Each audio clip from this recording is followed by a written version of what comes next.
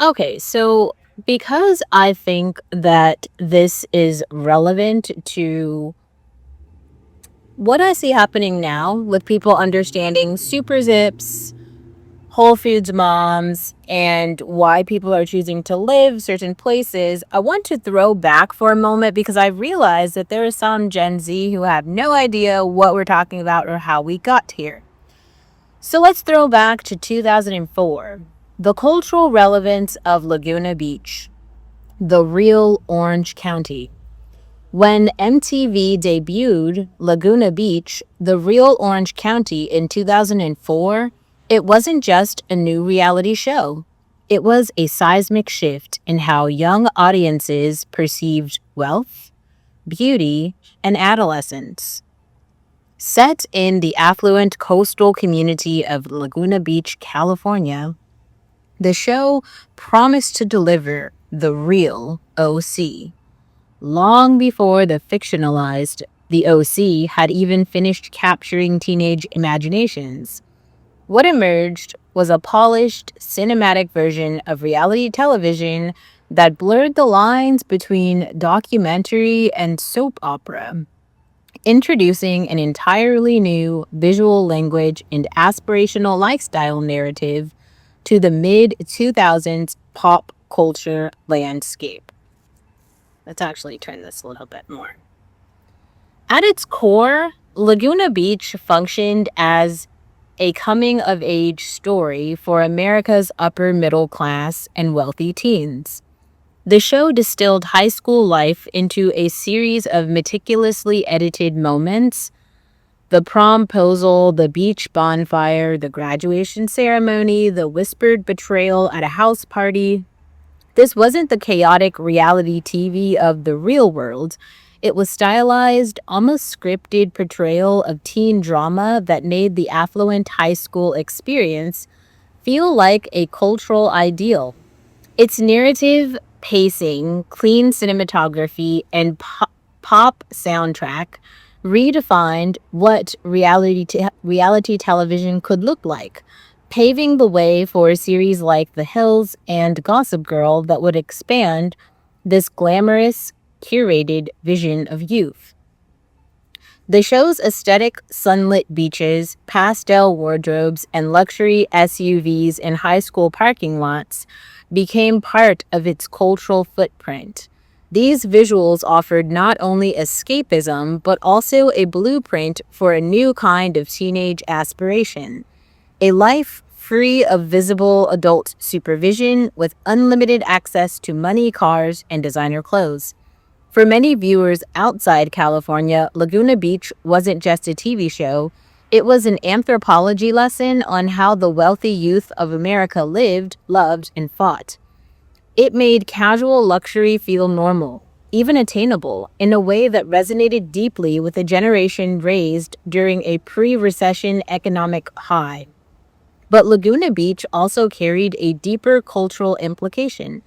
It was one of the first reality shows to package status itself as entertainment.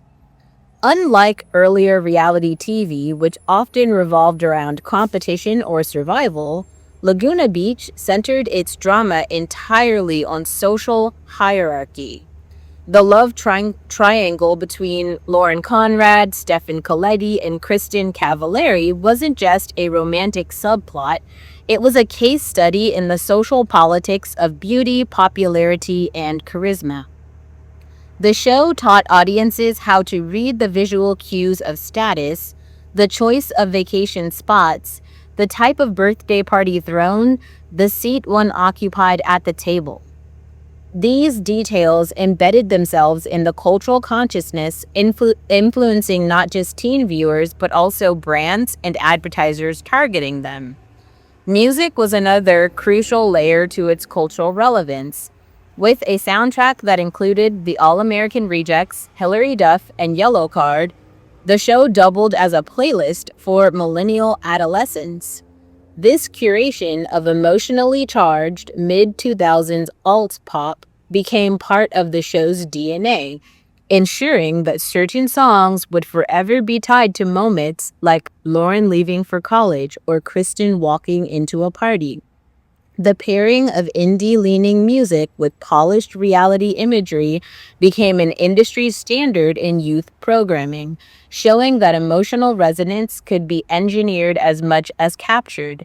In hindsight, Laguna Beach also foreshadowed the rise of influencer culture.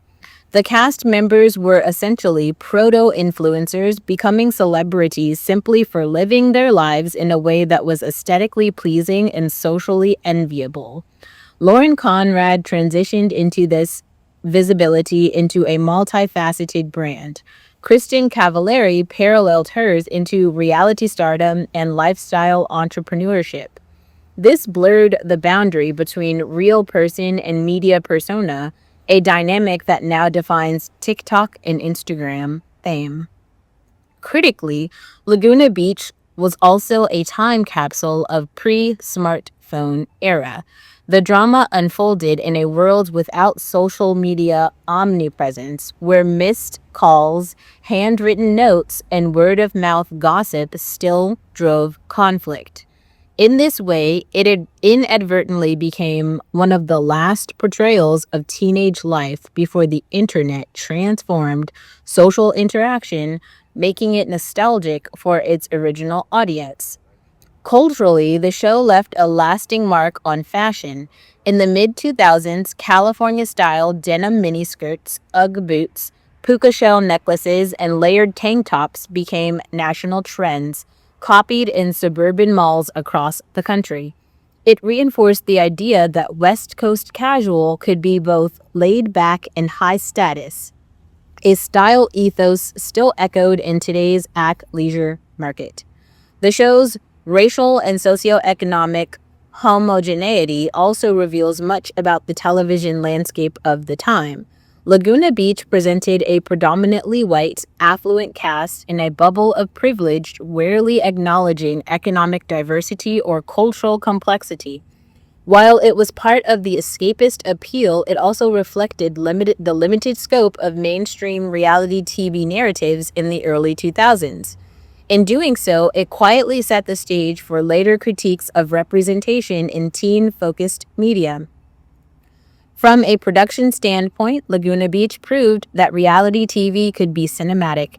Its use of multiple cameras, natural lighting, and a near complete absence of talking head interviews made it feel more like a drama series than a documentary. This format directly influenced MTV's later hits and was echoed in Bravo's Real Housewife franchises, where the storytelling relies as much on ambiance and visual cues as on verbal conflict. Over time, Laguna Beach has taken on an almost mythic quality for millennials. For many, it represents a simpler era of youth television when drama felt intimate rather than performative for social media metrics. It's a cultural touchstone that can be referenced in memes, nostalgia think pieces, and fashion revivals, instantly conjuring the mid 2000s zeitgeist. Today, revisiting the series feels like opening a time capsule of America's pre recession optimism and pre digital innocence. It's not just a relic of pop culture, it's a record of how wealth, youth, and desirability were framed for an entire generation. By giving us a glossy, slow motion view of high school life in one of America's most photogenic towns, Laguna Beach didn't document a lifestyle, it helped define what that lifestyle meant. In the final analysis, Laguna Beach was more than entertainment.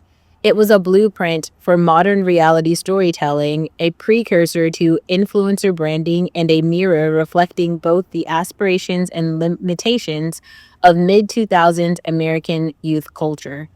Whether viewed as a guilty pleasure or as a cultural artifact, its relevance lies in how it captured and, in some ways, created the dream of a perfectly lit, perfectly curated teenage life by the beach.